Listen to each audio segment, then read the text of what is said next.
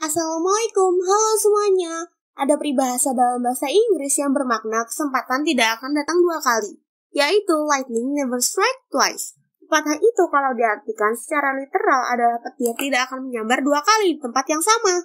Tapi, apakah benar petir tidak akan menyambar dua kali di tempat yang sama? Kenyataannya tidak demikian. Sebuah penelitian yang mengolah data petir selama 16 tahun sedunia menyatakan bahwa Danau Maracaibo di Venezuela paling sering tersambar petir, bisa lebih dari 20 kali per menit. Yuk kita bahas lebih jauh tentang Danau Maracaibo, ibu kota petir dunia di... Alami duniaku, yuk! Danau Maracaibo yang terletak di Venezuela merupakan danau terluas di Amerika Selatan, dengan luas permukaan 13.210 km persegi atau muat untuk 2 pulau Bali. Danau tua ini terbentuk lebih dari 36 juta tahun yang lalu. Danau berbentuk seperti vas bunga ini terletak di lembah yang dikelilingi oleh pegunungan Andes di ketiga sisinya, dan sisi mulut vasnya terhubung ke Teluk Venezuela. Lembah ini juga mengandung cadangan minyak mentah dalam jumlah besar. Banyak sungai mengalir ke Danau Maracaibo, yang terbesar adalah Sungai Catatumbo, yang menyumbang 57% dari seluruh air danau. Muara sungai inilah yang menjadi tempat utama terjadinya fenomena petir terus-menerus.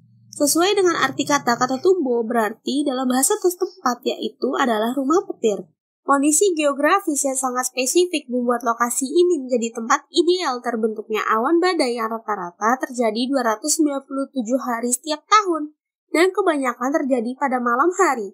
Danau yang terhubung dengan Teluk Venezuela membuat suhu di atas danau tetap hangat antara 27-31 derajat Celcius, menjadikannya sebagai sumber panas dan kelembaban yang dibutuhkan untuk terjadinya konveksi.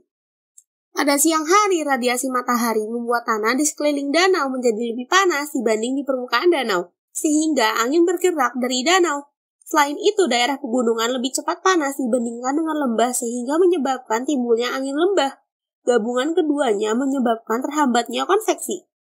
Sebaliknya, pada malam hari, dataran menjadi lebih dingin, dan pegunungan di sekeliling danau juga menjadi lebih dingin dengan cepat membuat danau yang panas dan lembab menjadi lokasi terbentuknya awan konvektif.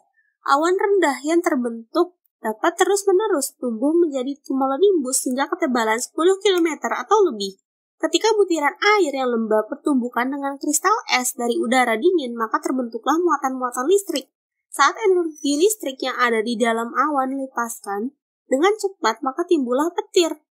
Untuk menentukan seberapa seringnya petir menyambar pada suatu lokasi, digunakan ukuran jumlah sambaran petir per kilometer persegi per tahun. Danau Maracaibo berdasarkan rata-rata data yang diamati selama 16 tahun memiliki 233 sambaran petir per kilometer persegi setiap tahunnya. Puncaknya terjadi pada bulan September, di mana danau dapat menerima sambaran petir sebanyak 280 kali per jam atau 28 petir per menit yang terjadi selama 9 jam. Wow!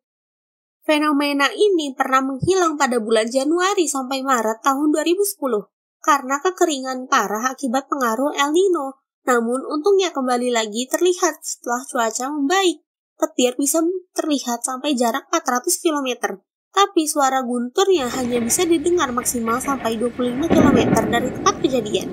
Jadi buat para pengamat yang melihat dari jarak jauh hanya akan melihat petir yang menyala menerangi malam tanpa suara, seperti nonton film yang di-mute. Meskipun indah dan mengagumkan, petir tetap harus diwaspadai karena kekuatannya yang dahsyat. Tidak jarang petir menyambar permukaan danau, karena air adalah konduktor yang baik, maka bisa membahayakan nyawa para nelayan. Menurut media setempat, setidaknya fenomena ini memakan 3-4 orang per tahun. Padahal mereka sudah terbiasa dengan keadaan ini. Sekian dulu episode pertama dari tempat terunik di dunia yaitu Danau Maracaibo, ibu kota petir dunia.